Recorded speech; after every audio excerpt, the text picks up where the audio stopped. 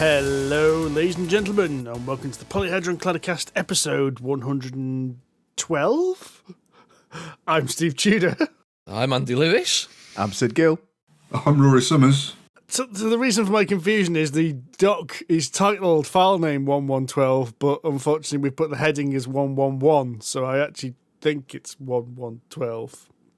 It is 112. Because I couldn't join you for episode 1121, which is one of my favourite numbers. So, I was a bit, but you went ahead without me. And yes, we're definitely on 112. Oh, excellent then. So I'm right. Well, welcome everyone to 112, 112.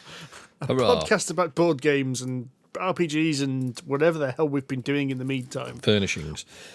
Well, and soft furnishings, yes. And hard furnishings. Indeed. And what we have been doing is eating cake. Yes. Yes. A lot of cake. And milkshakes. Yes. I just found a rogue Malteser on my desk, actually, from earlier. I was quite happy with that. I'm now frantically looking to see if there's any more knocking around. Bonus. Oh, you're a monster. That could be weeks old, that Malteser. No, I bought it. I bought the pack today, so I know it's okay. But it must have fallen out the bag and rolled somewhere. And I didn't notice it until I moved my keyboard. Nice. It's a small you were thing saying, in life, isn't it? Yeah, I've completely sidelined the segue there from milkshakes and cakes into my runaway Malteser. Nice. Fine, you carry on. Even my cat has been eating cake. Stupid thing. He got locked in the supposed kitchen. to have? No, he absolutely is not. He ate 1.5 slices of rhubarb cake the other night because we, in our error, left the back door open. So he got out into the garden at night, and we shut the kitchen door. So he'd get into the kitchen through his cat flap, but he couldn't get out of the kitchen again because it gets on a timer, so he can't get out again. So obviously he was hungry, and after sort of an hour or so, I heard this weird noise in the kitchen bed, and it was basically him vomiting up rhubarb cake. No, him pushing the cake tin off the counter so it opens, so he breaks in and scoffs the lot. In the morning, he's all right, but he's feeling quite sorry for himself because cats really shouldn't eat cake. And for in the day, he's feeling quite sorry for himself. And eventually, you hear this sort of, and we get a little sort of towel underneath him because I think, yeah, okay, he's going to puke, fine. And he managed to completely avoid the towel and projectile vomit 1.5 meters off the top of our dining room table, all over me and my Les Paul guitar. Oh dear! So it went. It was a lot of vomit for a human. Never mind a cat. So, he felt a lot better after that, wanted something to eat. But so I had to completely strip my guitar, strip myself, obviously, get the carpet cleaner out, clean all of the carpet, which just has a slight whiff of stale vomit about it now. I'm like, oh, great, thanks, Kipling. So, yeah, that was a fun day. The mistake there was you put down a towel. If you'd put down one of your neoprene board game mats, straight onto it. Fair. Yes. You put something sacrificial down, you should put something... Something expensive. Yeah. No. But, it was an impressive feat for a cat, but Jesus, never again. We were quite worried, actually, because we're like, oh, God, rhubarb's quite toxic for cats. But thankfully, that's when it's uncooked. Oh, it's toxic to us when it's uncooked, isn't it? It's toxic. Yeah, the leaves certainly are toxic to us. You can eat raw rhubarb, but it's not recommended. But yeah, the leaves are really bad for everybody concerned. We need to add cookery show into our description now as well. And veterinary. Veterinary. Tick all the tags. But as Steve was saying, we've been eating cake and drinking milkshakes and chocolate, not because it was Easter the other week, but because we all met up and went to a board games cafe and played board games and ate cake and had milkshakes. And burgers. And burgers. Burgers, yeah, I forgot about the burgers. Yeah. We might have played some games as well. We did, yeah. That was secondary. As I proved at Aircon, we only go to these places for the food. The games are very much a secondary afterthought. Yeah, but we visited the Dice Box in sunny Leamington Spa, my hometown, because I had some car troubles and our original plan had to go out the window. But yeah, the guys, we all came down to the Dice Box and we were greeted very warmly, despite having not booked the table that we actually booked through some clerical error. But we were able to sit down and we played some good games. They've got a fantastic selection there, and we got one of the games that's been on my board game bucket list for a couple of years now. Played. Tick. Okay. Tick. Tick. Tick. Oh, yeah, tick. Not the wee tiny insect, just a tick in the box. Tick in Done. the box, yeah. Or a facial twitch. Yeah, so we play. Or should we jump straight into talking about the games, or should we talk about our experience at the dice box? Oh, let's do the games later, because otherwise we won't have any games to talk about. It's a solid plan. Try and keep at least And organised. that's why he's the governor. So, Andy, you also went to another games cafe this last week as well, didn't you? I did. I went to Alora and I took sort of the week just after Easter off, because when Easter's good value for leave, you take 4 days of holiday and get 10 days out, which is quite good, including all the bank holidays. So I usually do that every year, and it just so happens that it's been 7 years since we first met, so we were kind of celebrating that a little bit. So we went up to Shrewsbury for the day and the night, and we went to Nerdy, as we often do, because Alora, as she is very keen on mentioning to everyone she meets, Nerdy ran a crowdfunding campaign, which I think I mentioned on the last podcast, and they also ran a raffle in which you could win a lifetime premium membership. Guess who won? So she was very keen to go and sort of claim her prize and make use of it. So she's now a lifetime premium member, which she's very happy about, obviously. But yes, no, we go to Nerdy quite a bit. They're in Shrewsbury, and it's an excellent board game cafe. So I personally think they've got it right. There's a really good cafe. It's a fantastic space. The game selection is wonderful. There's no pressure to be, shooed out the door after your allotted time, because you don't have an allotted time. It's pay money, stay there as long as you like. Done. And they will bring you nachos and coffee until it comes out of your ears. It's a good place for it to come out of. Mm-hmm. You don't want to repeat of the cat, do you? You don't want to be having nachos and coffee, projectile vomiting over the board game collection. No. They do 2 types of nachos as well. They do these sort of barbecue ones, which is quite good, and then they do these sriracha spicy ones, which are the hottest thing I've ever had in my life. I think Sid might enjoy them. They might just about register on his one remaining taste bud. One taste bud. No, I think that taste bud is now going towards bitter. But yes, no, Nerdy is very good. We go there, I think, probably every 6 weeks, every couple of months, when we can, because it's only about an hour up the road from us, which is good. And we do try to support. You're not that far away, are you? No, not at all. It's a dead easy drive from where we are. So just hit the road and off we go, and it's quite a nice sort of country drive.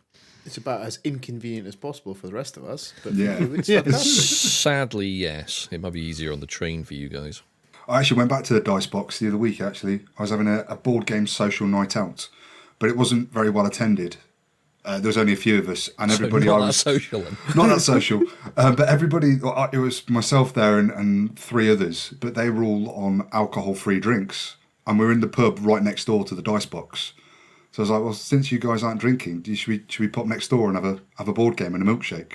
And that was met with a resounding yes. Nice. So we slipped in just before they shut the doors and played a little game. Played Small World.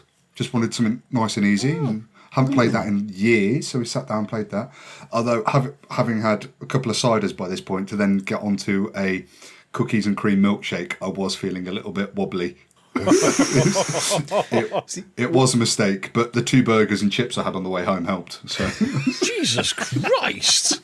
You're an animal, Rory. yeah, I went home, got my favourite takeaway spot, got a couple of burgers, some chips, a can of pop, and went home and sat down and watched the last 2 episodes of Star Trek Picard. A great way to end the evening. Yeah, had a little bit of everything I want. That's Andy Lewis levels of fat bastard. Well, it's not, though, is it, mate? It's not, because there's no deep fried cheese on the side as a chaser while you're waiting for your main meal. Speaking of which, I had a chippy last night with deep fried cheese in it. I had because down the road they do batter halloumi. They do 4 sticks in a portion. Oh, that's beautiful. Batter halloumi. That's lovely. Battered halloumi, mate. It's the future. Really good, mate. It's so good, especially with a bit of salt and vinegar on it. Oh, that's beautiful. It's filthy, but it's brilliant.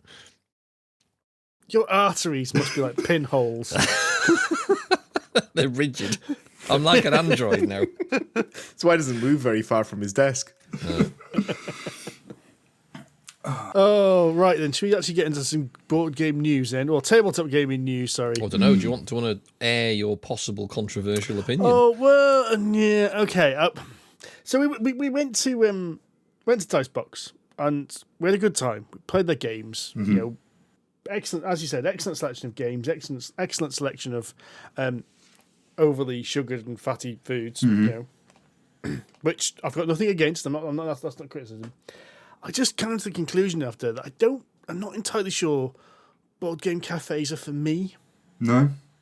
Because I wanted to play something a bit more chunky. We had like 3 hours on the table. And we played 2 games in that time, didn't we? Yeah. And I kind of thought we had to go for slightly lighter games because we had 3 hours. There were some really chunky games on that shelf that I really want to get my teeth into and play. And I thought 3 hours is a bit tight for playing some of them. Especially if you've got to learn it as well. Especially if you've got to learn it, yeah. Even if you knew the rules, Yeah. there's a few games there which 3 hours would be, squeaky. And I thought, I just don't know if that kind of setup of a board game cafe is for me then, because it just means I can't play some of the games I want to play in the time that's available for the slots. Yeah. And I think this with the Dicebox, they do, as I think I mentioned, they do, was it Heavy Mondays? So that's where then they have pre-arranged heavier games and you come down and I think it's slightly cheaper and you pay for the night. Right. And you sit and you play and someone will teach you the game as well. But you have to want to play that game or the games that they have on. If you want to go down and pick something else off the shelf, then you're going to be charged that essentially normal rate because you're a normal customer at a normal table. Right. But no, I do see what you mean though. It is, I think we're a bit of a niche within the niche of that. We are quite happy to learn the games, get the rulebook out. We want to play those heavier games that we don't necessarily want to drop the 200 odd quid on just to see whether it's any good or not. We want to try it out first, especially when they've got that huge selection of games. And yeah, to book out the table for the 4 or 5 hours that you'd need is then that is a bit of a pain. Not to mention it adds to that cost as well, that you kind of wrinkle your nose at a little bit. Well, I did anyway. I don't know. I can kind of see that. I mean, when we were in Nerdy, we suffered the same problem in a way because it's one of those there because we go to kind of play games that we don't own because there's no point in going somewhere to play games you already own. Yeah, agreed. Otherwise, you might as well just stay at home, which makes sense. The problem with that is you don't want to spend an hour learning the game because, I mean, when Laura and I were in Nerdy and she wanted to play our game that I can't remember the name of now that we both wanted to play. And she said, "Oh no, it's not that heavy." So out it came. I started looking through the rule book. 28 pages. It's kind of a it's a proper Lacerda style game. And I thought, okay, I would quite happily play this under normal circumstances, but do you want to sit there and watch me learn a game for an hour and then teach it? And the answer was a resounding no. So we moved on to something else. But it's a shame because I think it does limit the games you can play in a cafe.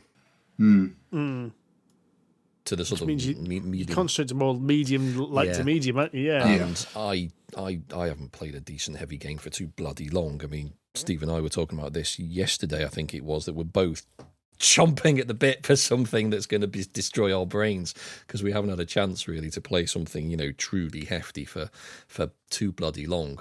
And I think we need that every now and again just to break you. Yeah. I think what I'd need is what we'd need is a kind of a board game rental service. So you can go along to these board game cafes where they've got the big heavy game. You can rent it out in advance, turn up, and then take it to the pub next door and have a pint and a burger. And if it takes you 6 hours to play it, it takes you 6 hours to play it. But you've pre-booked that game, so it's definitely going to be on the shelf. It's definitely going to be available. You come and collect it, leave a deposit, play it, come back the following day or whatever, and you've had that experience. Because I mean, especially some of these bigger, heavier games, they are quite expensive. They may not be the games that you necessarily want in your collection because you don't know how frequently you're going to play them, and they're going to take up a lot of space. I can tell you, I've got about 8 of the bloody things downstairs, and I've not played some of them yet. Yeah. Board game rentals, that's what we need. I know the other board game cafe shop in Leamington used to do this thing in the previous owner, is that if you wanted to play a game that wasn't in their board game library but was for sale, for a small deposit you could open it up, play it, and borrow it and take it away. And if you liked it, you could come back and just buy it. And if you didn't, you'd lose your deposit, but it would go into the it would go onto the library shelf. Oh. That's interesting. Which was a really, really good way of doing it, because that way they sort of try before you buy kind of thing. Try before you buy, and if you like it, you buy it, and what you've left as a deposit comes off the total value, and if you don't like it, you lose your deposit, because essentially that's your rental, and they add it to the library and they can write it off then. Nice.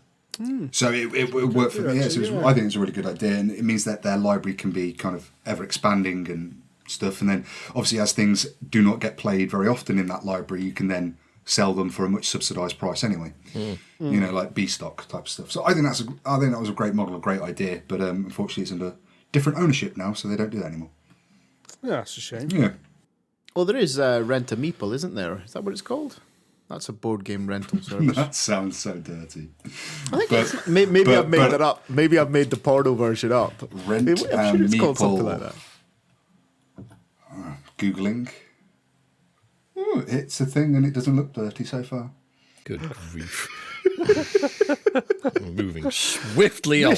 Yes, let's move swiftly on, and let's talk about some news.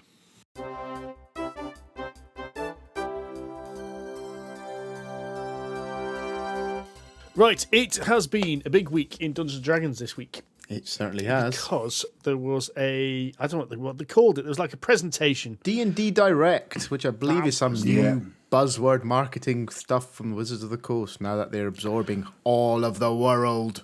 Well, it did very much feel like that kind of like Nintendo Direct or the PlayStation Access kind of thing that they do, where they like, you know, bring everything together and they even had cheesy hosts. Oh, you know, yeah. doing Oh, the yeah.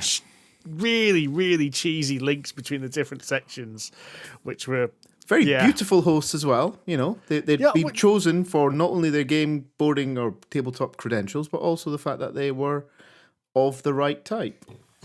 You mean they all just none of them had a face for radio? Is that what you're saying? Yes. Even the bloke I found very, very attractive. Well, there you go. Something for everyone. There was indeed. So there was a couple of major announcements. The first one was that Spelljammer is coming. Yes. To 5e. And the other big one, as far as I'm concerned, was Dragonlance is coming. And the best thing about that is the trailer for Dragonlance. They had a voiceover from actor who plays Avasarala from The Expanse. And I'm not kidding. As soon as that trailer started, all the hairs on my arm just went book and stood straight up. I swear I could listen to her reading a dictionary. I'm waiting for her to bring out some audiobooks. Yeah, she could be the next Stephen Fry of the audiobook world, I reckon. Oof. Yeah, it's the kind of voice that can only be brought about by a proper 80-a-day habit, though, isn't it? It is, yeah.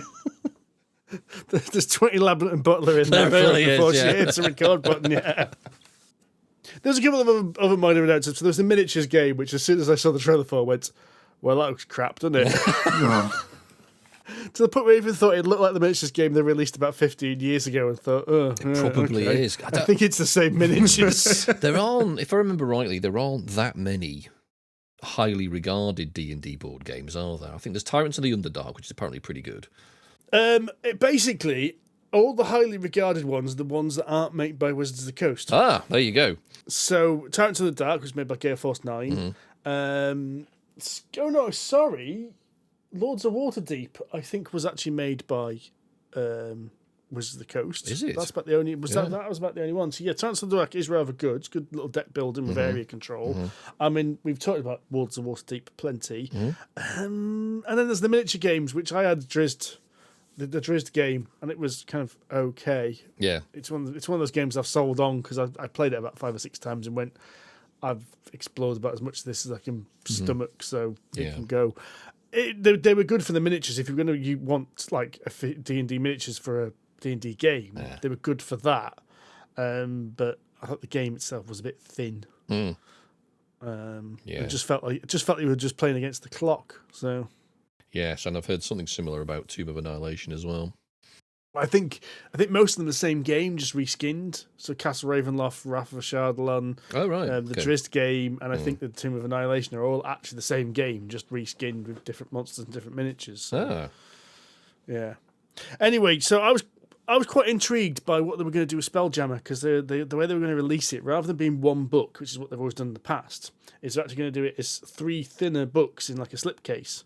So you have a player focus book that the players can read. You have you have a GM's focus book, and then you have an adventure book. I think it was a bestiary, wasn't it? Yeah, bestiary. That's it. Yeah, monsters book basically. Yeah, there was some pretty cool monsters as well.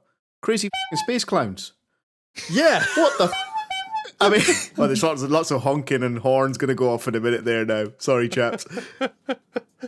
Oh, I need to replace it with like a clown squeaker this time, just for that. But they would look really cool, like really clever and different baddies. It was quite interesting. It was quite interesting. They've made some subtle changes with the way it works as well, from a lore point of view. So Spelljammer, if you don't know, was always a bit bonkers. It's a D&D setting in which you basically go on sailing ships through space.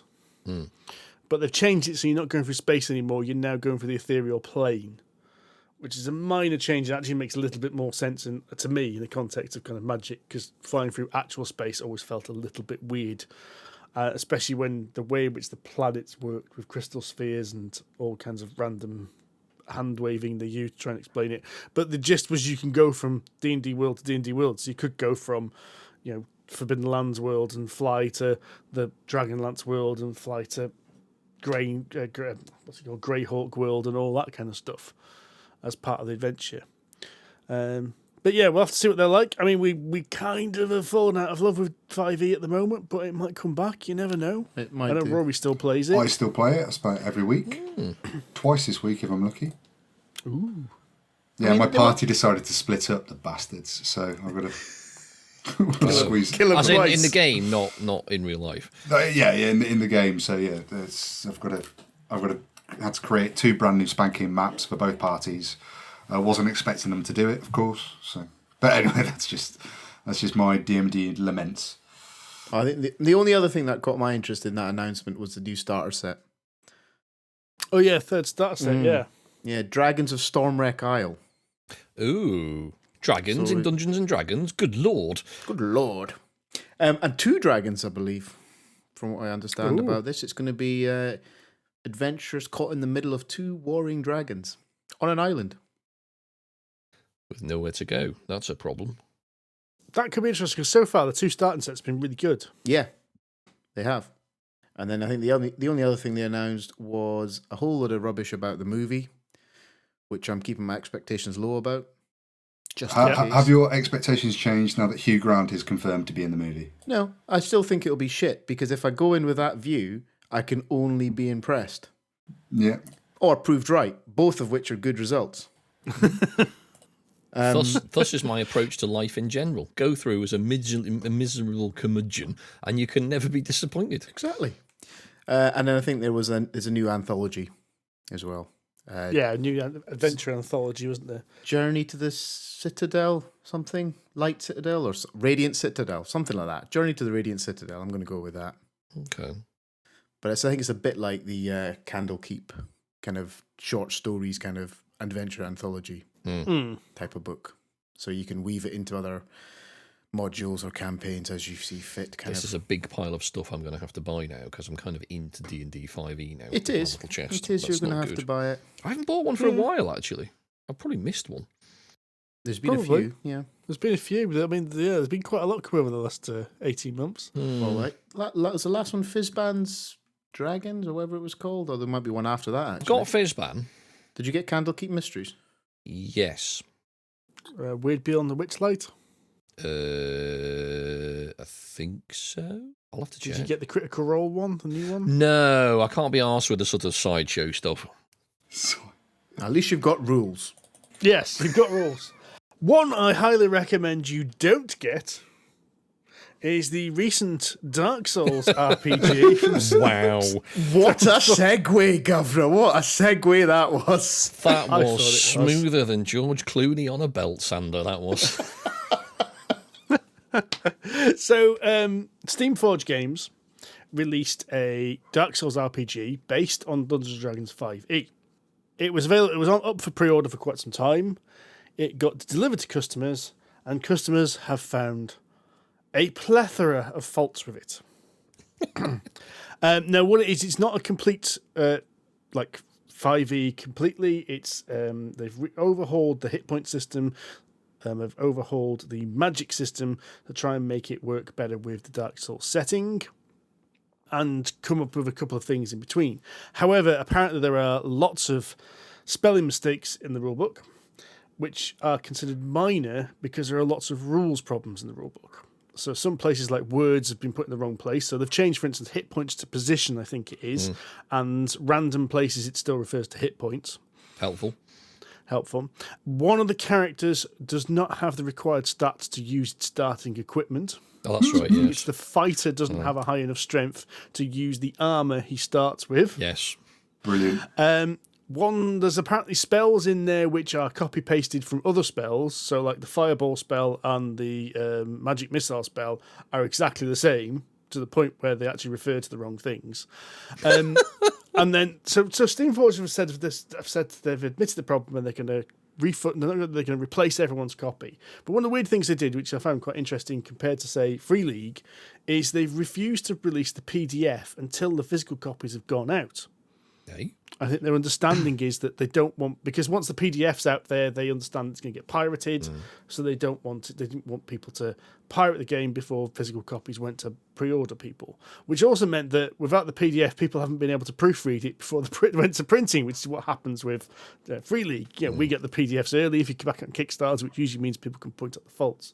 Another one that people have pointed out is that the monsters in Dark Souls RPG are quite literally the monsters from the 5e rule books with the names changed. Oh, no.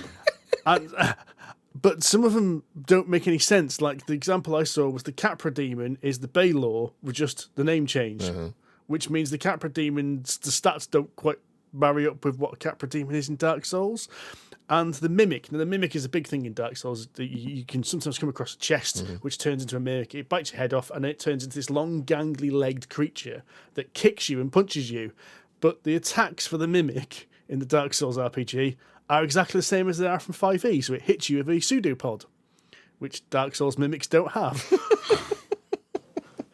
So it feels like not a lot of effort was put into this. Indeed, yes. This seems like a sort of quick cash and grab, doesn't it? It's not going to be that way now, though, is it? If they've got to put it right, from what I hear, and that's going to cost them a lot. Not let alone that they're going to piss off the license and all that kind of stuff. You know what I mean? It's business suicide to do something like that. It really is. It looks like that basically, because Steamforge did the board game of Dark Souls, didn't they? Yeah. So it looks like they have basically picked up a horrible poison chalice with Dark Souls, because they made a horse's arse of the board game. They've made a horse's arse of the RPG. I think it might be better business sense for them to go, do you know what? This, we're not touching it. Throw it in a bin and walk away. Might be right there, mate. Maybe they don't want it. Maybe it's not suicide. Maybe it's saving their arse, but they're up so badly that they get it taken off them. Is it like at home where if you do the washing up that badly, you never have to do it again? I mean, there's got to be a reason for messing up as badly as they seem to be messing up at the moment. Well, it's either that or they really are putting minimum effort into it and just, as you said, cashing in on the name. Which, I don't know. It feels like there's a lack of effort, definitely. It doesn't work in the age of the internet. It really doesn't. You can't get away with it anymore. No, because someone out there will read it and go, excuse me, this isn't right. Or indeed, in this case, everyone said, excuse me, this isn't right. Speaking of people saying this isn't right. You're on a roll here, mate. Jesus. I'm on a roll. I'm going to get to the next one, though. I'm trying to warm up for the next one. Stonemaier Games have released, I understand, an expansion for Viticulture. Yes. Which turns into a cooperative game, I believe. However, it is not without some controversy. The game is all about, rather than being set in the Italian vineyard, I understand that the original Viticulture is, this talks about winemaking in South America and includes several historical figures which brought wines and grapes over to the South Americas. However, people took quite a bit of umbrage when two of the historical characters were the conquistadors, such as Cortez. Now, I've got to admit, I'm not up on my South American history, but I do know that Cortez was generally considered not a very nice person. Bit of a bastard, yes. Yeah. Yes. So there was some hoo-ha and controversy that even though this person, Cortez, did probably bring certain grapes to South America, it's probably not a good idea making him a bonus in a board game. Might have been a misstep. Yes. So that is being swiftly fixed, and it's back to it. The same rules are there apparently, but with someone else's face on them now, so we're a bit more appropriate. Well done, Stonemeyer. At least they've acted swiftly and decisively. Said, okay, fine. Because I've read the article, or some of it, and Jamie's basically said, yep, I f***ed up. Yeah. I think he should be applauded for, as I said, how quickly he fixed it. Yeah, exactly. Yeah, It's a good idea. Good shout. It's not like the Dark Souls game where it's taken the 3 of your people to read in the book to find out something wrong. No. And then, I mean, if you go back to as you say, the Dark Souls one, because the first time Stonemeyer, Jesus, Steamforge said, no, it'll be fine. It won't affect your enjoyment of the game. Well, it will if the rules aren't right, boys. Come on. The odd spelling mistake we can probably get around, but when half the characters can't use their starting kit, there's a bit of a problem. All right, okay, fine. We'll go back and do it again. So, yes, Stonemeyer, props for A, holding hand up and saying, yes, we screwed up, and B, sorting it out PDQ. I haven't got a smooth link for this one. Oh, no. So I'll just say it. Wayfares of the Life Tigris is on Kickstarter now. Yes, and that's the 26th of April as we record this, and it's only a 15-day campaign. So by the time you are listening to this, it's probably going to be sometime in May, and you've got a week left. So chop. Yes, I'll be back in this because I loved everything from the West Kingdom games. Yes, I already am. All 3 of them were brilliant. As you have been you're already informed. back, yeah. I've not. Have you not? Kickstarter did not grass you up. Oh dear. I think it grassed me up to Sid. Oh, yeah, I got it twice. there you I got go. the email and the app Twice? notification. Well, I got the email and then the app notification. Ah, yes, of course. But yes, no, I'm with you, Steve. I think the certainly the last 2 series. No, they've only done 2. The last 1 series, the West Kingdom games have been absolutely excellent. We've also got the Raiders of the North Sea. Laura's a big fan of that as well. But I mean, we've said it before. I think the Garphill games at the moment they're really reliable. You know what you're getting. You're getting a good quality, well-made game that is fun to play. Not outrageously heavy, but does challenge you, and that's pretty much what you want. Speaking of reliable, Nah, it was shit. that's not going to work, is it? No. Steve was better. Steve was better. You just half-arsed that. I have. I've steam forged that. That's now a verb.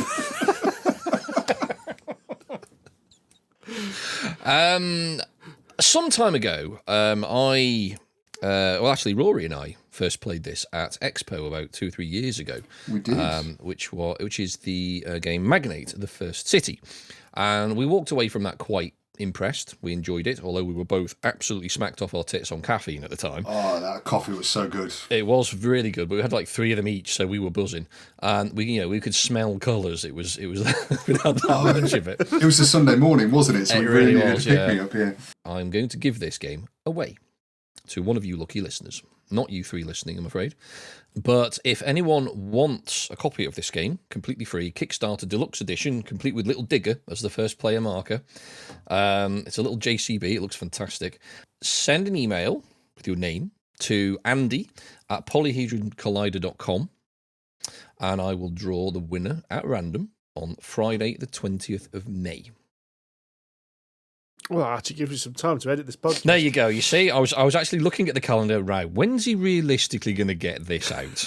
I'll add 2 weeks to that so people can actually get around to sending it to me. Right, that puts me, Jesus, that's near the end of May. But that should be enough time. So yes, send an email to andy@polyhedroncollider.com if you fancy trying to win a copy of Magnate of the First City from Naylor Games. Cool. Do they have to do anything special in the email, Andy, or do they just Nope. have to send you an email? No, it is purely a raffle. I'm not going to ask for specific pictures of Sid in a bra or anything like that. Although feel free to try and send one. I'm not that bothered. We might share those if people do. But actually, please don't. No. No, please don't. Actually, no. Now I think about it. I've seen Sid in hot pants. I know, want to see it's not anything like- pretty. No, oh God, no, you've just brought that memory back. Is that going to be this month's this week's photo clip art thingy for the for the podcast? The thumbnail for the podcast. That's the word I'm looking for. Sitting on. Don't we want more listeners, not fewer? Good grief. Put people off their dinner. But yes, no, email andy@polyhedroncollider.com and I will randomly draw one winner on the 20th of May and let people know somehow, probably on the Facebook page. And then obviously I will contact the winner and let them know. Okay, fair enough. Right, so yeah, right. So talking about some games, we're going to start with The Reckoners. By I don't know who designed it and I don't know who published it actually, which is really shoddy of me. But I was really excited about playing this game. It came to Kickstarter. I was really excited because it's based on the Brandon Sanderson Steel Heart or Reckoners series of kind of teen fiction books, which I read after completing the Mistborn trilogy, and was like, yeah, these are. I quite like Brandon Sanderson, so I moved on to the Steel Heart and was utterly enthralled. So when this came to Kickstarter a couple of years ago, I was chomping at the bit to play this. It looked fantastic, and when the Dicebox got it in stock, I've been really looking forward to getting this to the table. I just needed 3 idiots to play it with, and some time, and we finally got that sorted. And we all sat down and played. And it is a co-op game where you are each playing one of the roles in the books, a series. We're a group of kind of human heroes. And the premise of the story is that a burning red sphere has appeared in the sky and has gifted certain individuals with superpowers. However, using these superpowers often makes you turn into a baddie, makes you go insane, really. And that's what we're trying to do. All these superpower baddies are flying around the city, causing mayhem, killing people, destroying stuff, and it's your job to go and stop them. So, in the game, it's kind of a dice allocation game. You have a series of dice that are bespoke to your player. You roll these dice and you have to allocate them to your spots of how you're going to use them. And as a group, you have to work out how you're going to deal with turning down barricades, moving around, shooting out the little soldiers, researching these super bad guys, and then hopefully dealing some damage to them. And depending on the number of players, there are a bunch of city areas which each have a different baddie, each have different scores of how much research and how many hit points they basically have, as well as some other bits that I can't quite remember now, all presented. How much damage they do. How much damage they do, oh yeah, and what their powers trigger, and how each of them combined also powers up the main villain, Steelheart. And your job is to try and neutralise these as quickly as possible, and every time you do, you're going to gain some research points to work out what Steelheart's weakness is, so that you can eventually fight him. That, in a nutshell, is the game. You roll some dice, you decide how you're best going to use them as a team, you allocate them, do that, then the bad guys have their turn, which basically means they kill thousands of people in the city, put some more soldiers down, put some more barricades down to stop you moving, and then Steelheart goes to another place in the city and causes utter destruction. Yeah, pretty much, yeah. Yeah. That was... All right. I think you covered all the main points. I covered all my... Next. Right. So what did you... Because I think I have a different opinion to this to you guys. I was really looking forward to playing this game, and I think I did. I walked away disappointed by it. I felt it was an interesting idea, but to me, it felt like I was playing a cross between New Angeles and Pandemic. Yes. Okay. Yeah. Very much so. We've really got to talk about the blinginess of this. Oh, yeah. Yeah, Because blingy. this is the blingiest of blingy dice games I've ever seen in my life, because everything was on a tray. So everything was on a game tray, and the game trays were integral to the game. And it was like, you roll dice, and rather than roll dice and put them on the board, you put them in a little slot in the tray, and then every little action, like that, the things that determined what all the baddies did, they were on little sliders on the trays, and there was all recessed and everything. And this thing was absolutely beautiful, and it felt really weird in that it was over the top. Yes. But it didn't feel, what's the word Andy keeps using? Vestigial. Vestigial, yes. Everything did something. Everything had a purpose. Every single bit of those trays had a point to it. Yeah. But it was decadent. It was absolutely decadent. And I think Yeah. for me, I mean, it looks interesting, but like the bad guys, even the player board, the player character sheet thing you have, it is a piece of cardboard with all the information on it, but then you've got to slot it in place so that these sliders go over the top of it. And it was just like, that really could just be in a cube or a marker of some description that you just move up and down. The whole thing could have been done with about 8 cards and a couple of cubes on each card. Really, and even wasn't that central reservoir thing where was it when you lost a dice? It had to go. It's like climbing Vesuvius, special dice that jail, thing, wasn't it? The dice jail had like 6 layers, and I think was it if that gets filled with dice, then we lose the game. It didn't happen, but that instead of just being a tracker where your dice goes and go to the slot, it was incrementally higher little slots. It was like a little cube. Yeah, it was. Map. It was everything about this game was over the top, and this game retails at 120 odd quid. Ooh. Right? Wow. And that game, if you stripped away all of that bling and just had plastic or wooden tokens, it would still function well, and the game would still work, and it would still look cool, even if. But it would be 40-50 quid.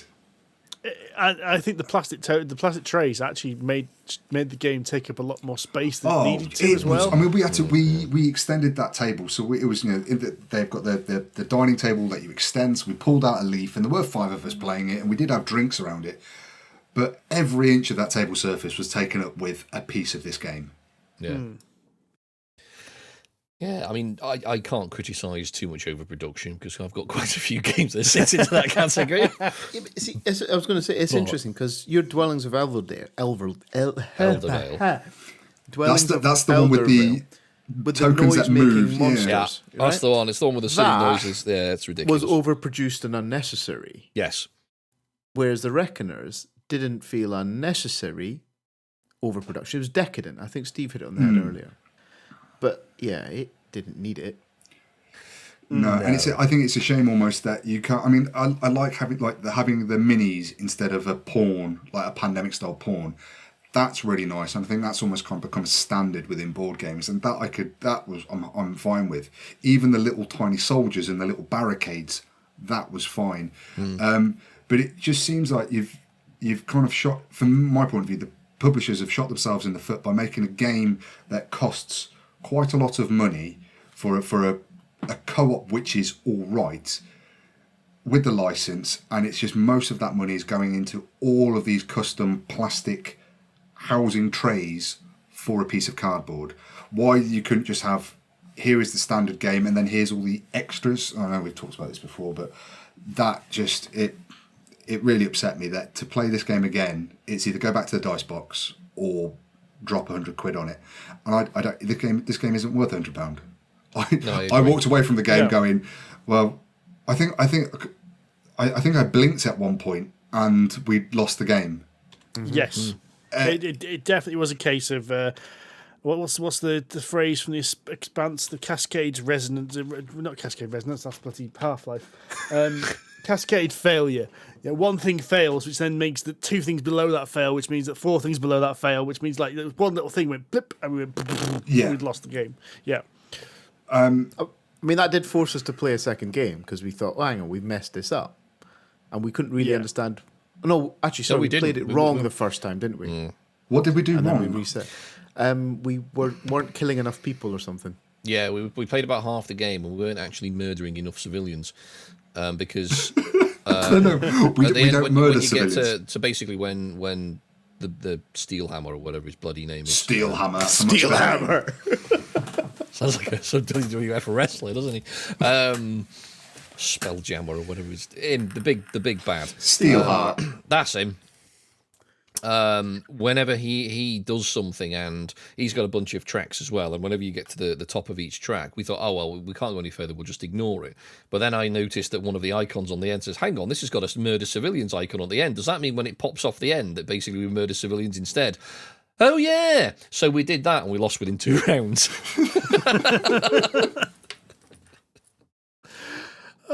See, I enjoyed it, and I don't know why, because it was entirely, I want to say, derivative. You know, as Andy says, there was nothing new about it. There was nothing really different about it, really. It was a pandemic-inspired co-op game. You rolled dice to get what you wanted, which, again, is not something new. You use those dice to take action. Well, even then, you could re-roll your dice, don't you? You roll all 9 dice, and you go, well, I'm going to keep these are good ones, and then I'm going to re-roll what's left over, and then, oh, these are good, I'm going to keep those, and then I'm going to re-roll what's left over, oh, that one's good. And then, even if you didn't do that, do some of them give you pickup point? Do you get the wild card tokens that you generate? You could buy cards as well, couldn't we? Yeah, and you get these little tokens. Well, this token allows me to do this thing anyway. So it felt like we had lots. You're not really the actions you take are not limited by the dice. The dice almost seemed unnecessary because you go, well, I'm going to be rolling 9 dice 3 times in theory. I'm statistically going to get the stuff that I want. Well, someone is at least. Well, someone is. Yeah. And between 5 of us, we're going to be able to do all of this stuff that we need to do, really. It just didn't feel like there was much of a challenge there. The challenge came from the fact that I blinked and we lost the game. So it's your fault, is what you're saying? Yes. Yeah. It's all those efficiency things, isn't it? You've got to work out what's the efficient way of getting the actions you need to, stop it. And then that whole thing of one person's got to concentrate and actually stopping the baddies, whereas another person does damage limitation, that kind of thing. Yeah. And we didn't grok that. We probably needed like another game or 2, I think, to get our head around what we actually needed to do. I have to admit, I was lost in the beautifulness of it. And I didn't. I left that game going, it was a bit shit, but I want to play some more. Do you know what I mean? I actually went away. I went, I really liked that. I liked the artwork. I liked the overproduction. I liked the stupid trays. I'm glad I didn't pay 120 quid for it. Don't get me wrong, but that's what I left that game with. I thought it was fun enough. It just wasn't. It wasn't blow my socks off or anything, but I got lost in the theme of it a little bit as well, and I enjoyed what it was trying to do. And the fact it kicked his arse twice makes me annoyed. I want to go and kick its arse. Only once. No, I'm sure we lost twice. No, we only played once. We were considering playing again, but then we played something else. No, we did play twice. We reset and started again because we realised we'd missed the rule. We should have lost the first time because we'd missed an important rule which would have kicked their ass. Right. Okay. Quicker. Did we? And then, okay. Yes, and then we did play a second time where we did play this rule and it did kick your ass. Clearly, I blinked and missed as well. So. It was rapid, wasn't it? But yeah, that is. I think so. Yeah, that's all. I think I have to say on the Reckoners. Read the books, though. The books are awesome. We then played a very different game, which was definitely not overproduced. This was pretty much the right level of production. A game called Above and Below, which isn't new by any stretch of the imagination. It's been around for a few years now, but has had some, as far as I'm aware, has a pretty good reputation in the community. But it was new to me, and I think new to everybody. It was new to all of us. Yeah. This is my first Ryan Lockett game. There we go. Very whimsical artwork, very functional. Not an inch was wasted, really. Cards, tokens, player board, and a couple of tokens to mark on which particular track you are, and that's about it. So it's pretty bare bones game. But the idea is that you are a village, or members of a village, and you are sending your villagers down into caves to try to establish outposts, which will get you resources, and you can build in there, or you can keep digging for more resources, and the further down you get, the more stuff you get, the more points you get, and the more of these things you get, the more reputation you get, which ultimately gets you points at the end of the game as well. But in doing so, doing work and exploring is quite a tiring business. So you send your villagers out, they'll do one thing and come back, and they'll be tired and want to kip, the lazy bastards. So it becomes, and you need to have a number of beds for them to sleep in, otherwise they don't get any kip and they get grumpy and don't do anything for you the following day. So the game becomes essentially a bit of a resource management game. You can build beds for your people. You can also start assigning various resources that you collect to a little track that you've got on your bottom of your player board. And the more of these different ones that you get, so essentially it's a sort of not a set collection, but if you have one of each type, the more points you get. And that'll get you points at the end of the game as well. So it's not quite a point salad, but it's not far off. But there's lots of ways to actually score points in the game, but they all sort of feed each other. So it's quite a nicely tight little game. One thing worth mentioning is you can explore. You can go spelunking basically down these caves. That's it. And when you do a little like choose your own adventure style scenario. You get a little story come out about how you've met like a man fishing, and then you've usually got like a good, middling, and naughty option. Like, do you want to steal his fish? Do you want to help him fish, or do you want to give him some bait or something like that? And then you had to roll some dice and meet the requirements, which was I think you rolled dice based on the amount of lanterns you had, and then there was like certain scores you needed to get certain benefits off these things. And then, of course, certain cards they had to re-roll dice, certain cards gave you extra dice, and certain creatures did.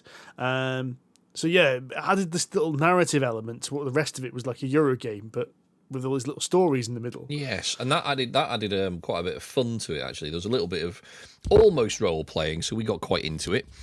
Quite enjoyed that. Oh, which one do I do? Right, I'm going to be an arse. I'm going to help. He's going to help me fish, and then I'm going to smack him over the head and steal both fish.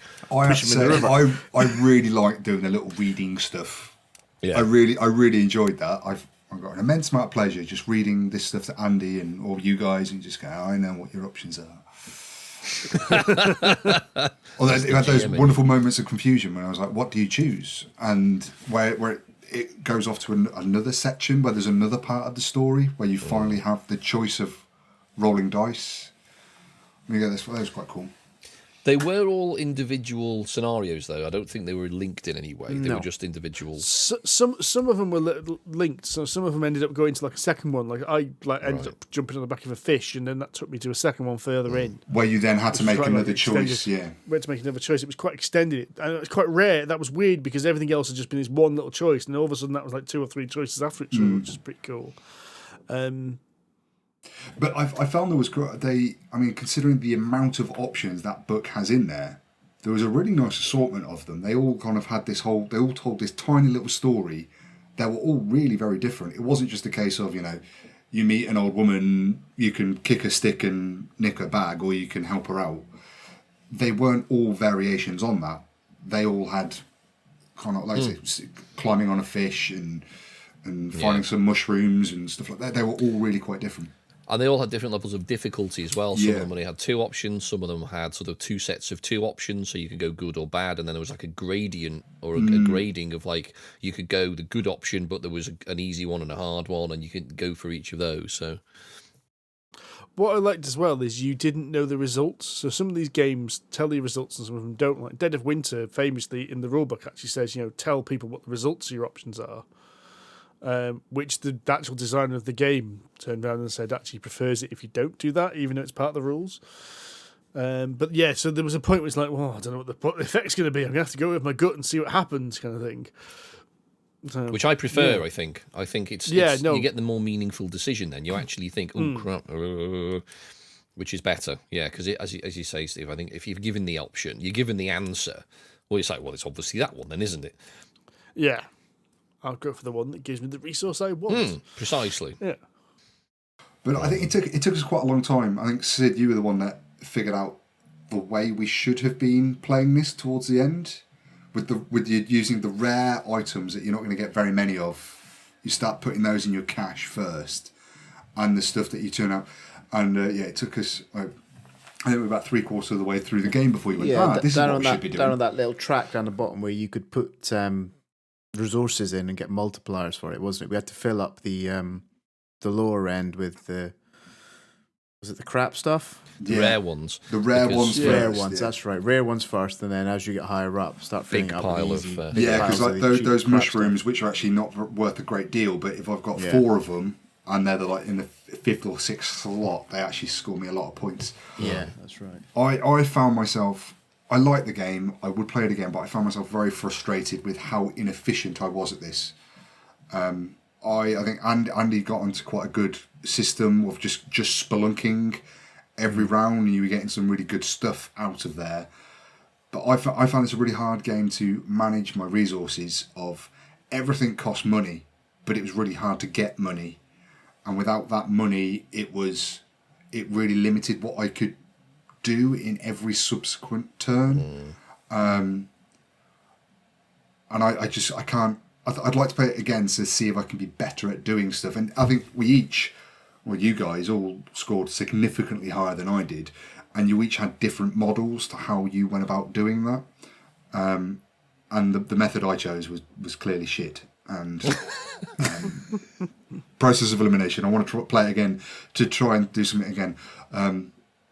My other minor gripe with this game was the artwork on the cards that didn't line up. Oh yeah, that upset quite a few.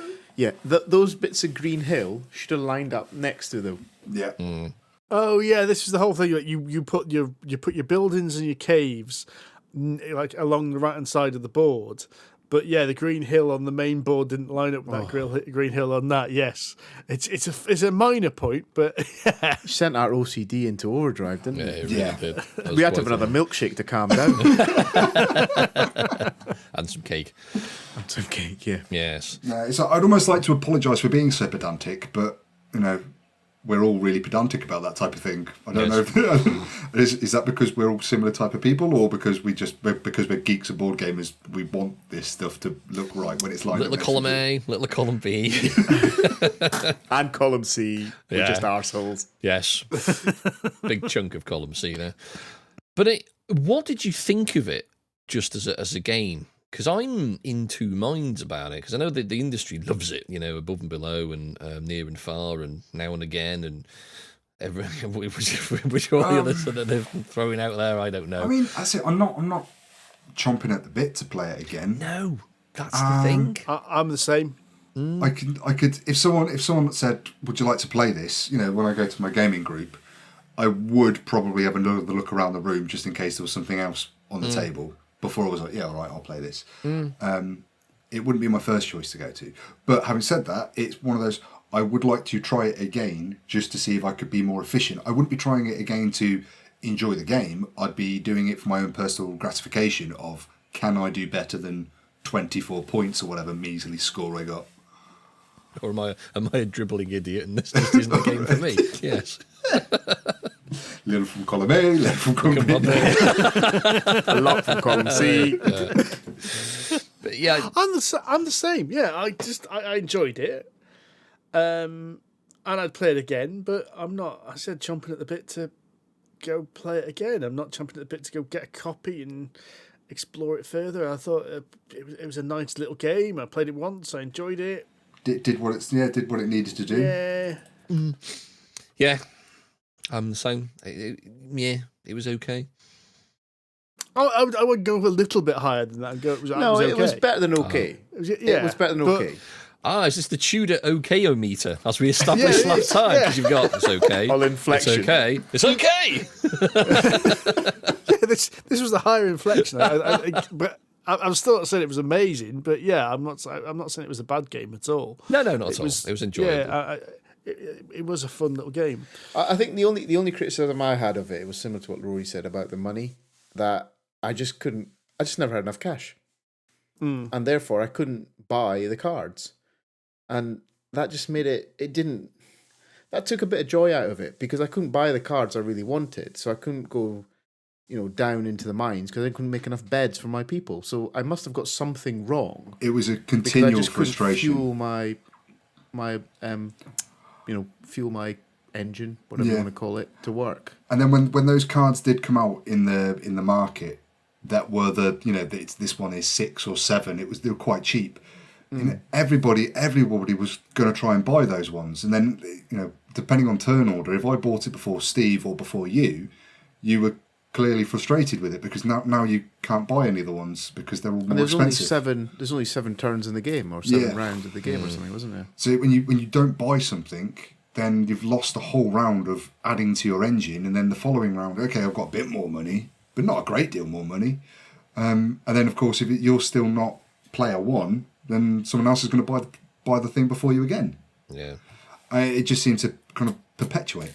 And it was weird how like there was two kind of markets, wasn't there? There was the really expensive kind of awesome buildings, which are really like turbo money. They were the game ending, ending kind of buildings. Yeah, and then you had the kind of more run of the mill kind of everyday buildings, and they didn't. Were they? Which ones replenished? Did they replenish as soon as one was taken? Yeah. Or was it the other ones that replenished when one was taken? No, the game ending ones didn't, because they were fixed. So they were all sort of they were like 12 to 17 money or something like that. So they were really expensive.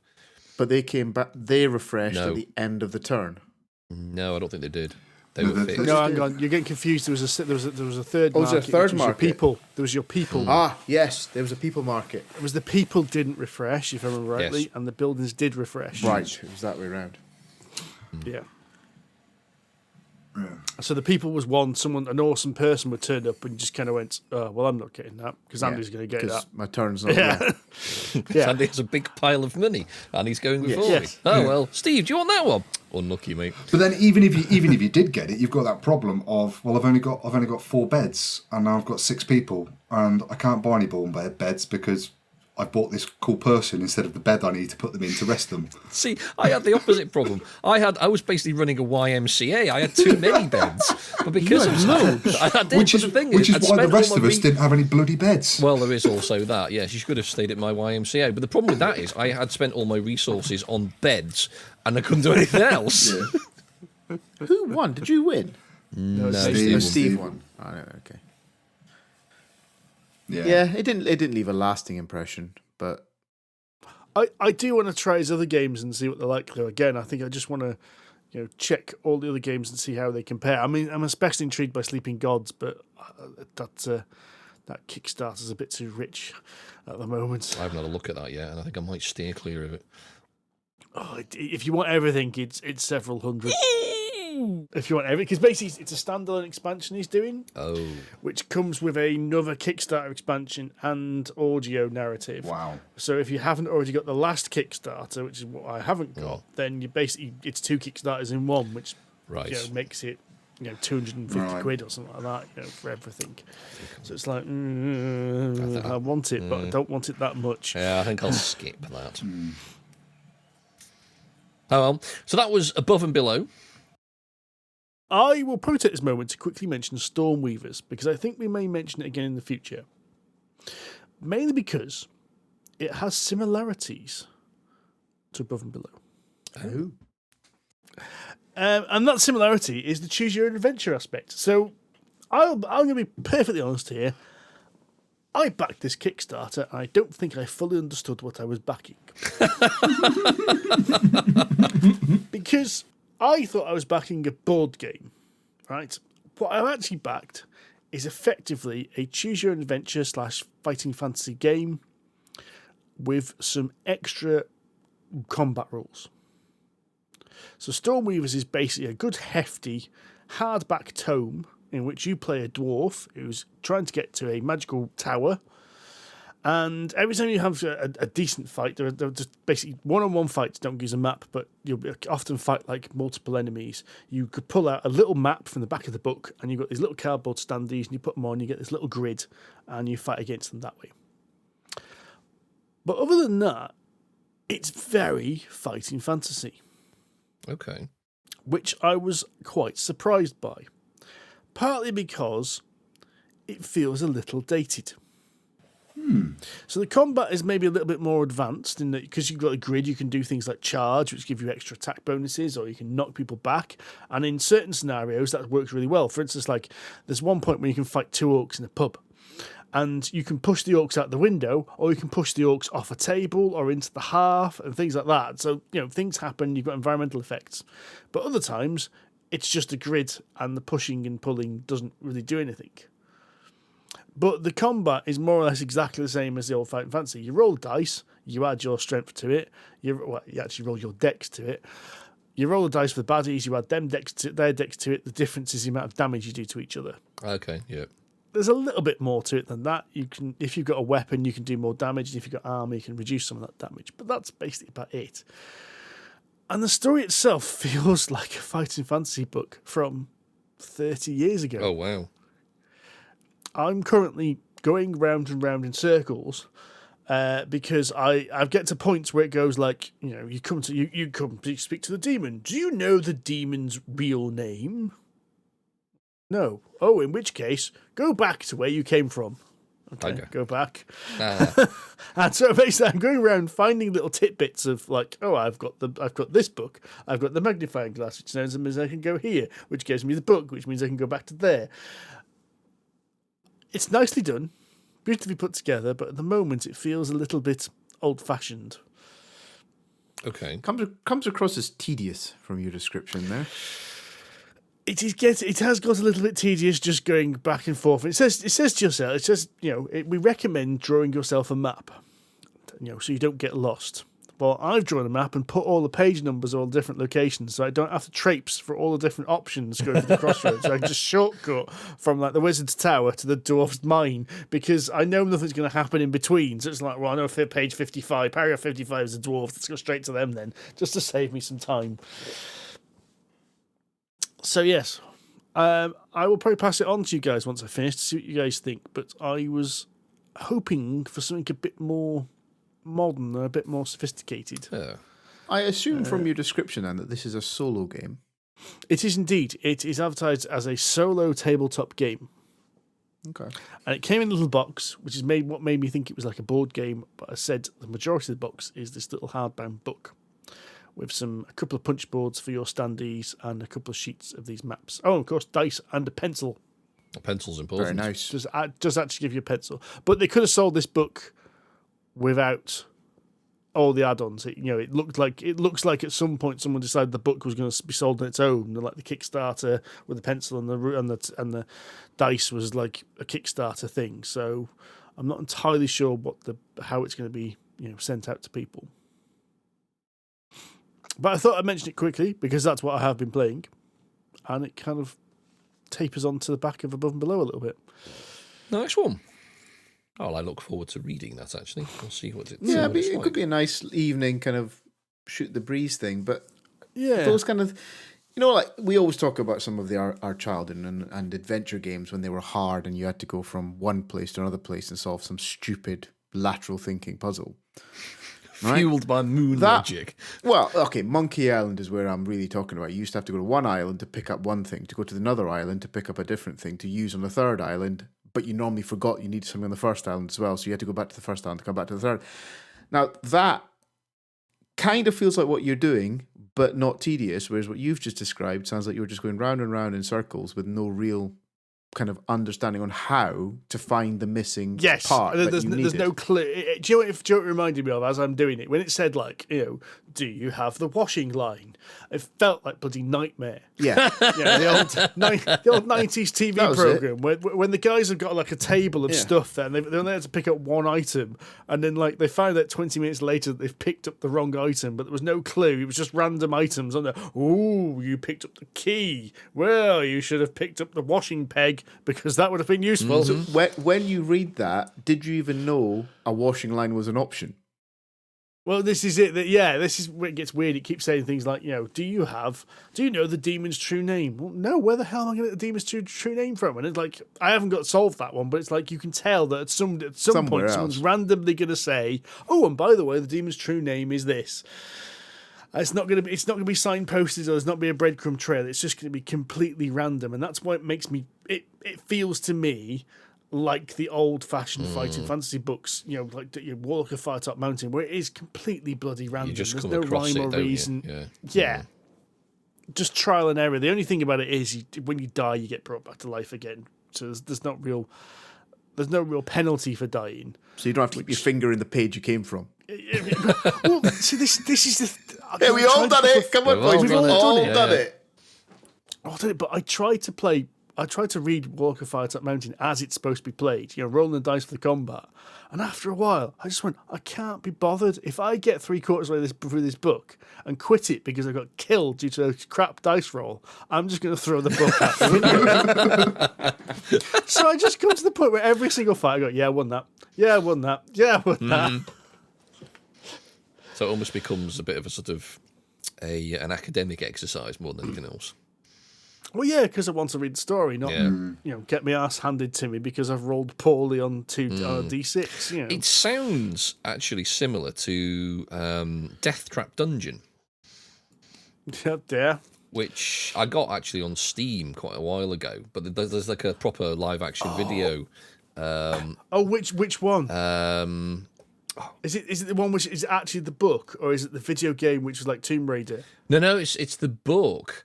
Because I got Death Trap. I've got a copy of Death Trap Dungeon the book, which I got with the PC game of Death Trap Dungeon from like something ridiculous, like 97, and it's like a third-person action adventure game, and it was awful. It was really, really bad. No, it's been done by what's a famous actor? I can't remember his name. He's basically sat in a big chair. And is it the one from Doctor Strange and Mr. Norrell? He was on TV this week with the man with the canoe. Probably. I haven't seen him, but I can't. It's a famous actor anyway. But he's basically reading out what happens and where you are, and every time you roll the dice, he'll tell you what happens. And obviously, there's only so many times you can tell. Say you've hit someone with a big stick. But yeah, it was only about a £5 when I bought it. It was on Steam. It's actually quite good fun, but it's bloody hard. But again, it's one of these things that there's absolutely no indication of what you need or where you go. And every now and again, you walk into a room and you're going to get fucked. There's nothing you can do about it. You're going to get a kick in. Just suck it up and move on. Which I think is very much the style of these old books. And I said that's the problem I found with Stormweavers. It feels old because of that. Yeah. It feels like it's got sensibilities from 30 years ago. And I was hoping for something maybe a bit more modern. Oh, well. I think, well, let's all have a wee shot of it, and then we can talk about it in an informed position opposed to rumour and conjecture on our part. Because we never do that. No, absolutely. That would be unprofessional of us. Absolutely, yes. No, we always go in with full eyes open, completely informed. Yes, that's us. We have a bag full of questions for you. Just unilaterally we didn't decided. just write them ourselves this week, did we? Although your name is on one of them, Sid. And John's. Right, they're getting done last. Right, Colin asks, what are your thoughts on the environmental impact of the board gaming industry? There have been plenty of games about the subject, and some publishers are actually considering how, where, and what their games are made from. Canopy is a great example, delivered in a paper wrapper, and envelopes instead of baggies. But what about plastic tokens, crappy plastic inserts, cellophane, manufacturing the games around the other side of the world, etc., etc.? Does it not make sense to manufacture them closer and of sustainable material? Yes, Colin, it absolutely does. Now, I mean, I've raised this actually quite a few times around the last few years, and one of my pet peeves about board games is the amount of bloody shrink wrap. I hate shrink wrap, absolutely hate it. And in this day and age, especially because you can get dog poo bags. Go out walking your dog, you get those sort of rolls of poo bag, and they're made of biodegradable plastic. I mean, they're not expensive. You buy literally thousands of these things for about £10. So surely something similar must be available for. Instead of shrink wrap. I had an Easter egg this Easter in which the entirety of the packaging was paper, including the clear plastic window on the front. Was made of paper. Yeah, it's a new thing. Came out a few years ago. Yeah, it is like a big thing on it. This may look like plastic. It is not. It's paper. Put it in your cardboard recycling. Wow. I hope someone's told the council because I'm sure they don't know that. I mean, you can get also. Plastic, stuff that looks like plastic. It's made of cornstarch, so it literally just dissolves in water, which is quite good, or degrades over a couple of days. Yeah, that's really good because I heard this week there's difference between degradable, compostable, and biodegradable. For instance, like some of those poo bags you mentioned, they may degrade, but it doesn't actually mean they degrade into something health safe. It just means they disintegrate into smaller bits of plastic, which is worse. Yeah. I think this is a really hard one, guys, because. At the end of the day, it's going to be driven by cost. That's the problem, and this is why we get stuff made in China. Well, it's not just. I mean, but it's also, this is a global industry. You can't have, we can't have games made in the UK and made in the US and made in Australia and made in wherever else they're going to be sold to make it a small cottage industry. So I think it is, obviously, I don't think any of us would say it's not, we don't want environmental intelligence and stuff like that and paper and baggies and stuff. That's a clear place where we can make a change. But we can't really locally manufacture the game. It's not like your butcher. There's not going to be a board game shop down your local high street that makes his own board games for you. I mean, maybe with the uptake of 3D printing and various things like that, they might be what they're doing in the RPG world of print it yourself kind of ways of doing stuff. But we're not really going to be. I don't know. I've tried that. I can't be bothered. No, because I mean, you either go to a country that has lots of natural resources, China, America, something like that, and they will make the game, and then you ship it all over the world, or you do potentially alternative. You ship all the resources around the world so that every individual country can do it. One way or the other, you're shipping a shitload of stuff around the world. Yeah. Because that did come up in a lot of conversations I saw online about people saying, well, why don't you put one manufacturing centre in America and one in Europe? And then somebody said, well, where's all the cardboard come from? It all comes from China at the moment anyway. Yeah. So you've got to ship all that out. Do you know what? I'm going to be the miserable guts here, the Debbie Downer. Go on. The board gaming industry is tiny. It's true. We are a niche of a niche. Yeah, it's true. I reckon if I threw out all my board games tomorrow and put them in the recycling, it would be the same amount of recycling that I generate in a normal month. Yeah. That's a good point. It's really not the much. amount of single-use plastic that I throw out every fortnight in our recycling. My recycling is like separated into 7 different bags. I mean, it's a giant white bag for single-use plastic and tins, and how full that gets. Yeah. Just from yogurt pots and milk cartons. And that's a family. That's a family of 2 adults as well. Yeah. Oh, yeah, it's frightening. It's terrifying. And the cardboard, the cardboard bag we've got, I fill that up most times, again, from family of 2 adults. I'm like, how am I generating this much cardboard waste? I'm generating it a lot because I'm getting a load of Kickstarter deliveries. So I've got a shitload of boxes. So my recycling bin's full of cardboard boxes. But it's the same principle. There's only 2 of us. Yeah, it is. There's only 2 of us and a cat, So it is literally just cardboard and tin cans of cat food.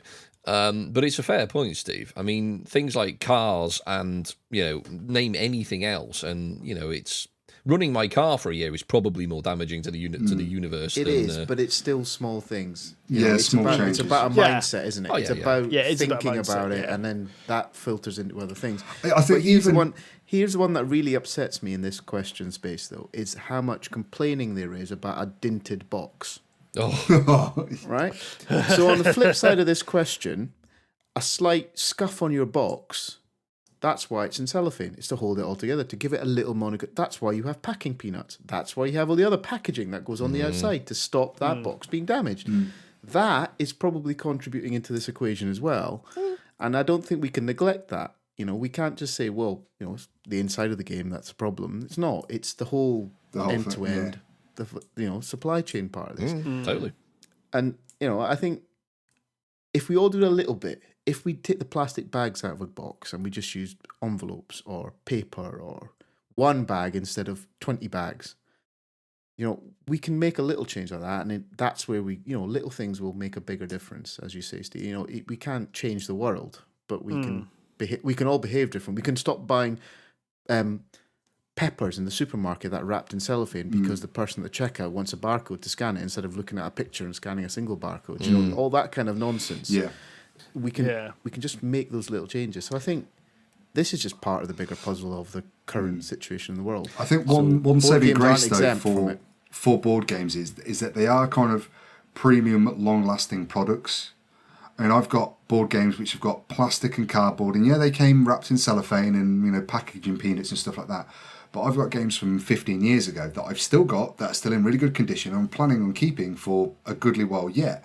And all the plastic and all the cardboard and all that stuff, that even the stuff that won't biodegrade, is a fraction of the plastic like the toys that my kids play with, that they're only going to play with for a year, 18 months, and then they're going to go to the charity shop, and then they're going there's only so much reusing they're going to go through. But with these board games, even the ones that I've got like I'm just thinking of like Dead Man's Doubloons. It's a premium product. I'll eventually sell that onto somebody, and that's going to live for a long time on a shelf, my shelf or someone else's. That's fair. So over the lifetime of a board game, it's actually had plenty of use. Even if that use is just sat on a shelf, it is active and it's doing what it's supposed to do. So you take that into account when you're working out the carbon footprint of something, as opposed to the Kinder Egg toy. As one just off the top of my head. Yeah, Yeah. that's a very good. Or the McDonald's Happy Meal or whatever. Well, at least they're now all cardboard. True, they are now. They're really crap. They're really- So they might as well. They not may as do it. well I not, mean, yeah. honestly, frankly, from my point of view, if just take the damn toy away, why offer a piece of crap paper cardboard toy? That still costs effort to make. It still costs printing. It still costs paint. It still costs all that stuff. So it's frankly for me that's just a PR. It's Oh yeah. marketing It gets it's the kids. nonsense. The kids open it up, they look at it, and they go, "Oh, that was the thing." We threw it away. The crappy plastic inserts token that's basically more incentive for all of the developers around the world to listen to my Insert of Choice Award every year and learn how to do it properly. Yeah. So there's kind of a related question in this list of questions, which is kind of a secondary question, because I believe, Sid, you went to a board game shop last weekend. I was, And yeah. you were discussing about RPG books and PDFs. Yes. I was surprised to hear from this gentleman, the owner, or I think he was the owner, of said bookshop or gaming shop, telling me he's more or less backing out of selling books, RPG physical books for tabletop gaming. Well, he's an idiot. Books every time. Yeah, you might say that. And I would naturally have said that. But then he paused and stopped and talked to him and thought about it. And he's got a damn good point. He's just not shifting them. People are not going into shops and buying books. Because you can get them all on PDF. Yeah. It's not as nice. Apart from the Wizards of the Coast 5e stuff. Well, Yeah. Give it 6 months. And we'll see. Now D&D Beyond will be selling, now that their Wizards of the Coast will be selling PDF copies, Well, yeah, I'm sure of it. you can get them on D&D Beyond, and they're kind of I believe they're like a protected PDF. So if you know what you're doing on the computer, you can turn them into a PDF. But it's kind of a bit of a, it's one of those things. It's a format change, which is dubious under UK copyright laws. But the rumor is the new starter set is going to have online content as fundamentally as part of it. Oh, okay. So yeah, and I don't know how I feel about this, because I think that I'm like you, Andy. I'm old and grumpy, and I want a piece of paper because I want to sit on my sofa and with my feet up, drinking my ale, reading my book and turning pages. Licking my finger and turning the page, kind of style. There's something. It's almost It's visceral, ritualistic. isn't it? It is. Yeah. But do you know what? Where am I reading most of my RPGs now? I'm reading them on a tablet. Oh, yeah. I'm not. Yeah. I'm reading I am, the yeah. books. Yeah, I am. as well. And the bookshelf's stocked with them, but half the time the tablet's in my hand. It's there.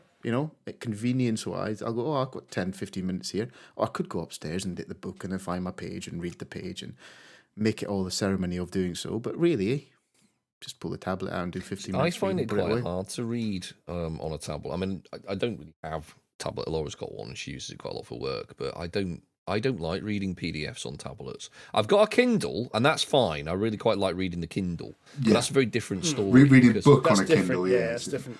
Yeah, I think you do actually need a decent tablet to read them off. I think that makes a massive difference, because I tried that. I think somebody borrowed me a Kindle Fire, and I tried to read some PDFs off that, and I just gave up. Yeah. No, it's not a good place It to looked be. horrible.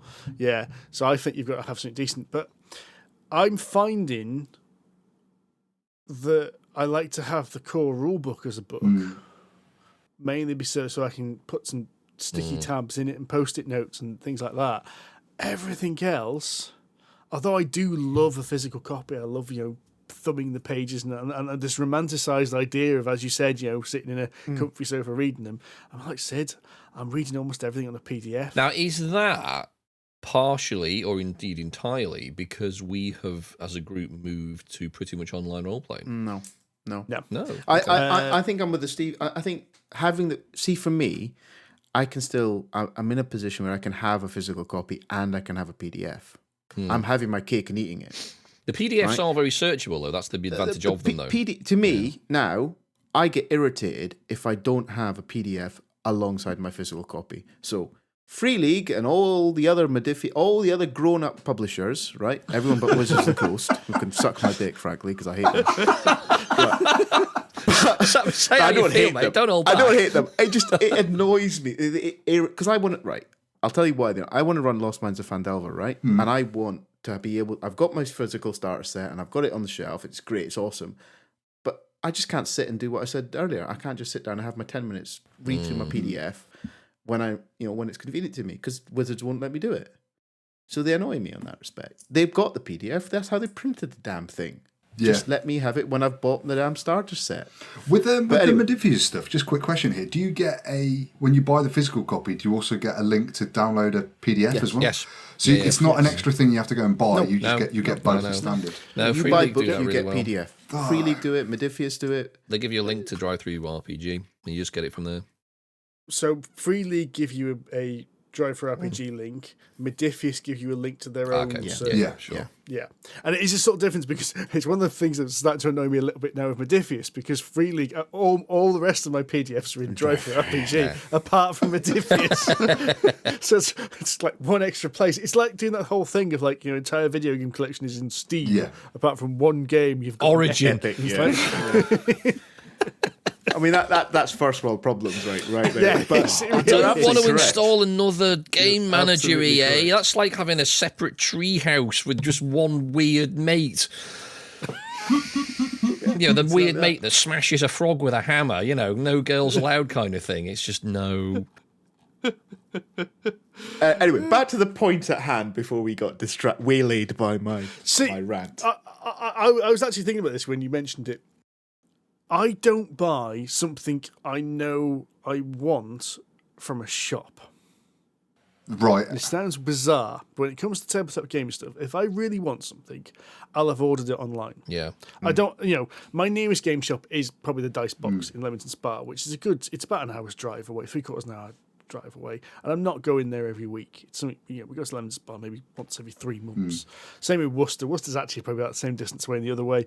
They've got a really good game shop, but I'm not going in there often. I'm going there every 3 to 6 months. So if I want a game, I'm ordering it online and getting it delivered.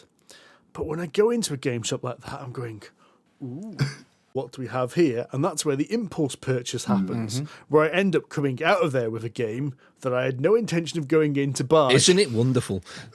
Exactly. I don't do that with a book. The thing is, I do it differently. I do both. I go into a board game shop and I do an impulse buy. But as I picked up my Blood Bowl team the other day, and I knew I picked it up on release day, which has been a while since I picked something up on release day. But I went on. I ordered it at the Games Den in Leamington to go and pick it up. And the fact that it cost me a few extra more quid than buying it online, I was like, well, I'm quite happy to go and support a business. I know I'm going to buy this. I'm going to make that a bit of a ceremony. I'm going to walk down there. I'm going to get my coffee from the fantastic coffee shop with the beautiful girl that works there across the road. Right, and then I'm going to go into. And now the truth is revealed. And then I'm going to go to true colours. I'll go into the Dice Box, I'll buy all my stuff, and then I'll come home and I'll sit and have my fantastic coffee and my cake and look at all my new minis and stuff. That's it, because I want to support these businesses so that they're there for me when I do want to make those impulse purchases. And I know that they're probably doing all right, because they've been there for 4 or 5 years now.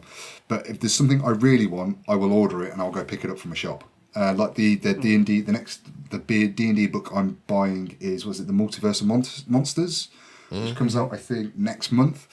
I've pre-ordered that and I'm going to go to the Games Den, collect that. Mainly because I also want the variant bricks and mortar cover art for it as well. But I do both. And then when I do happen to pop in there after a few ciders and then stumble into the store and go, what have you got here? I'm almost picked up skull for that reason. After a few ciders. What have you got? I'm open to whatever deviant. I've had my ciders. I've had my cookies and cream milkshake. I think this is a really hard one. It's actually quite interesting that we had Colin's question previous to this, because I think this links into it.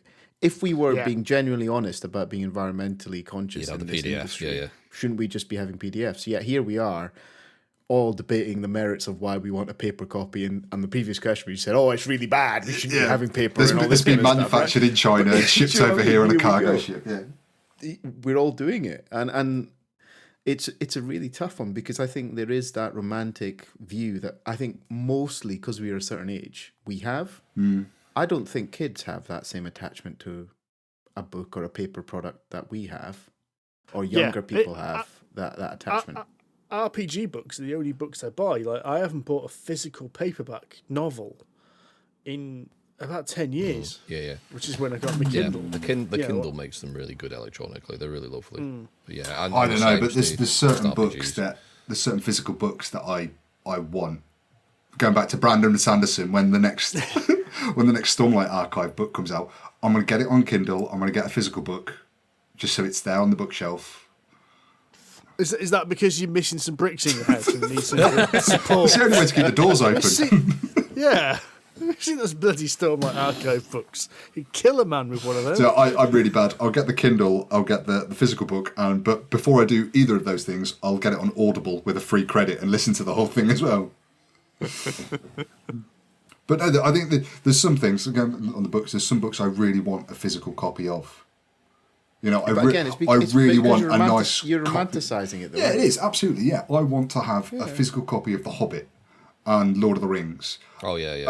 I've read them before. I've got old copies, but those are the type of things that I almost want as that legacy. I remember my dad sitting down at bedtime and reading me The Hobbit. Yeah. I want to do that with my kids, and when they get older and reading, you know, I want to be able to hand them a physical book, even though they probably will have tablets and Kindles. Yeah. But I think there's something great about having a book, just the smell of a book as well. Yes, new book smell. I agree. Oh, yes. I absolutely agree with you. I think for me, it's always going to be a physical copy, but I also now demand a PDF to go with it. No, that's fair. Right, I think that'll do us for the week. I think it will. I think that will. Yeah. Thank you very much for listening. We have been Polyhedron Collider. If you enjoyed us, please give us a review on iTunes or your podcast platform of choice and share us with your friends. You can find us on Facebook, Twitter, wherever you want. You can just look for Polyhedron Collider, and we are also on Board Game Geek Guild 2726, where there is a thread you can put questions to for in the show, but you can also send them to us in all the other places as well, and we'll do our best to answer them. Until next time, happy gaming. Tatty bye. Cheerio. Bye.